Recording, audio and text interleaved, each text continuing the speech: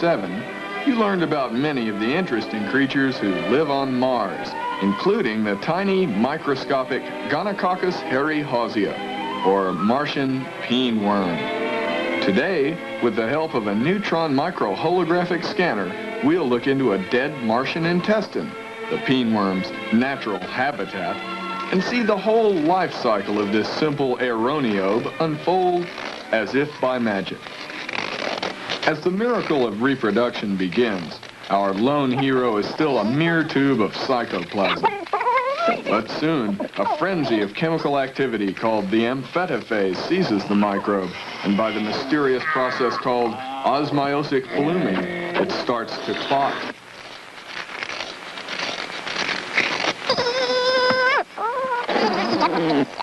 It grows a rudimentary megastamen and antherite, and swiftly matures into the spore of sex A, the gameteuroid. Unscientifically, it might be called the male.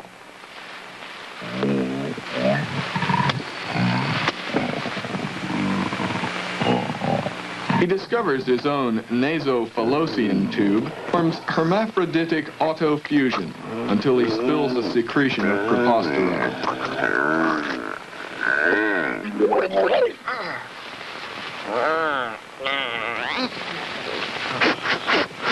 This triggers the morph phase to begin, and up sprouts sex B, the so-called female or nymph load.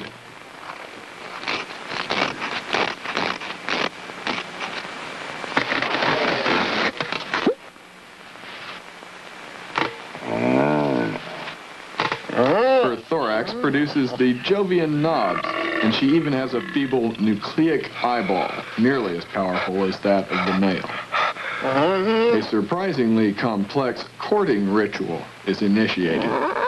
She produces special chemicals called mojo bodies, which excite her partner.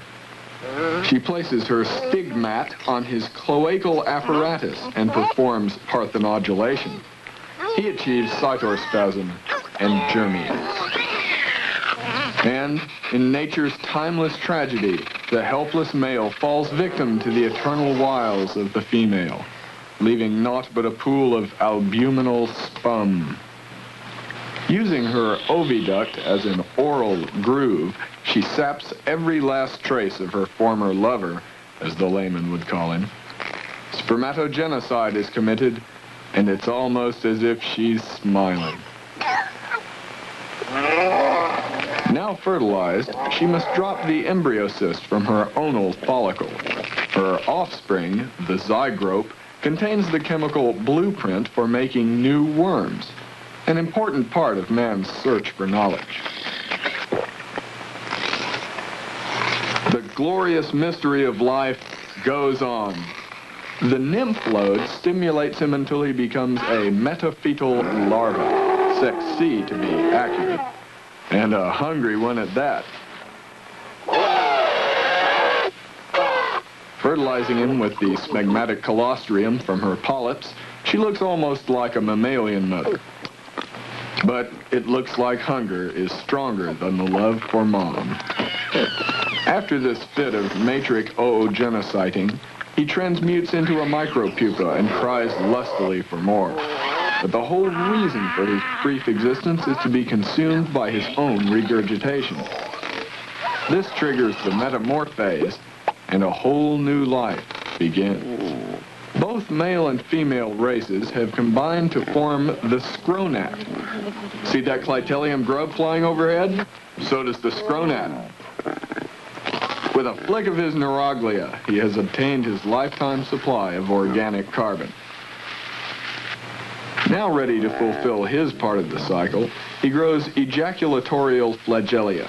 The primary purpose of these whip-like appendages is simply to become entangled and confound their owner, resulting in the miraculously inadvertent cleavage called schizofusion.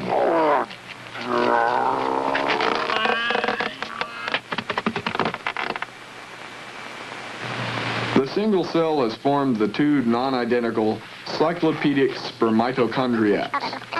The female, on the right, extends a prehensile membrane, This gesture of frigid, senseless affection provokes something like a laughing reflex in the male.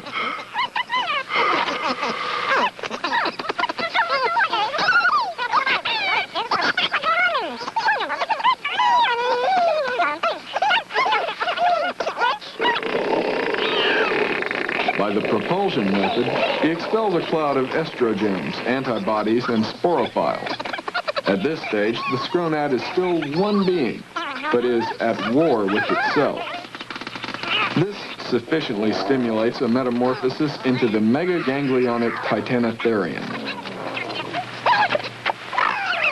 She plunges her mandible into his epizootus, impollinating his aorta.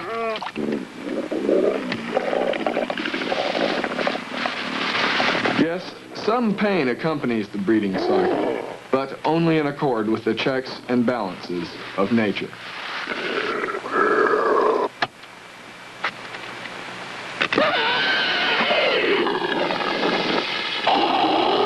Although this is a truly bizarre form of external cross-fertilization, we can see that the worm world has its own special beauty. The apomorph phase starts with the morphodite, or sex D. It discharges prostaglyceline, which forms a columnar cell of pure lysergic deoxyribonucleic acid diethylamide. The morphodite triggers chromosomal damage, but when he remorsefully examines the pool of amniotic bile and pancreatic chyme that is tampering his cause, a microumbilical filament performs superdynamation. Now, the final spermatomorphic phase has begun. A new onanopathophrenic, or self-inflicting creature works its way out into the world, ready to live its own life. This one is sex E, the emerite.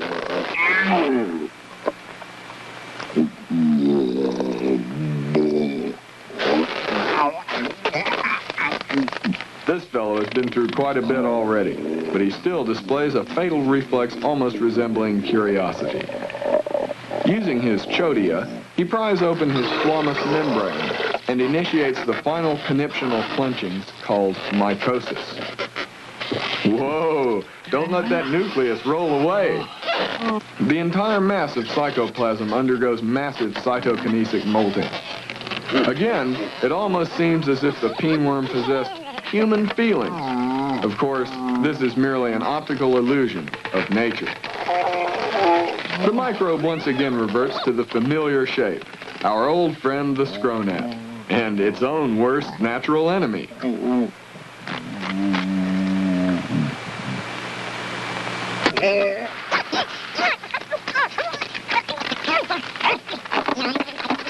One last spurt of cleavage produces two diploid ribosoles, each carrying half the plans for a new worm. Hopefully not the same half. Finally convinced that they are, indeed, of the same species, they hesitantly begin pairing. They combine to become one single blasphemula, which makes a last tug of mycotic cell division, and voila, there are now two worms where there once was one. But what becomes of them now? We'll learn not only that, but also why the pinworm is so crucial to our nuclear beer and even the Martian War in Series 9.